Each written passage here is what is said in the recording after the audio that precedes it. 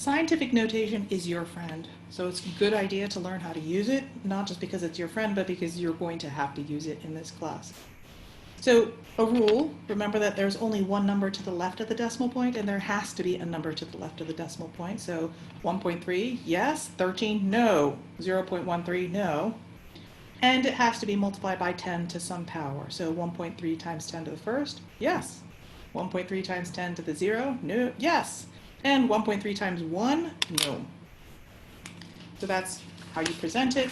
How do you do it when you're doing operations? So when you're adding or subtracting, you have to remember that the 10 to the y power has to be the same y. So you can't add 1.3 times 10 to the fourth plus 2.6 times 10 to the third because these powers are different. You have to convert it to the same power. So I would convert 2.6 times 10 to the third to 0.26 times 10 to the fourth. It's okay if it's not in proper scientific notation at this point because you're doing an operation. So now these are the same. I can bring that times 10 to the fourth down and simply add the numbers 1.3 plus 1.26 to get 1.56 times 10 to the fourth.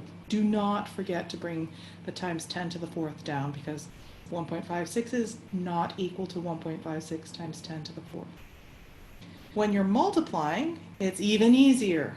All you have to do is multiply the numbers here, 1.3 times 2.6, and then just add the exponents.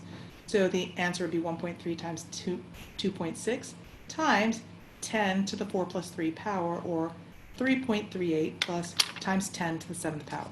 3.38 times 10 to the 7th power. When you're dividing, you divide the numbers, 1.3 divided by 2.6, and you subtract the exponents. So 10 to the 4th minus 3.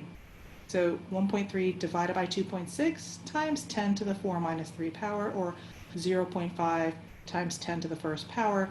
That's not in proper scientific notation, so your answer has to be moved to 5.0 times 10 to the 0. Remember that when you move the decimal point to the right, boop, my exponent decreases.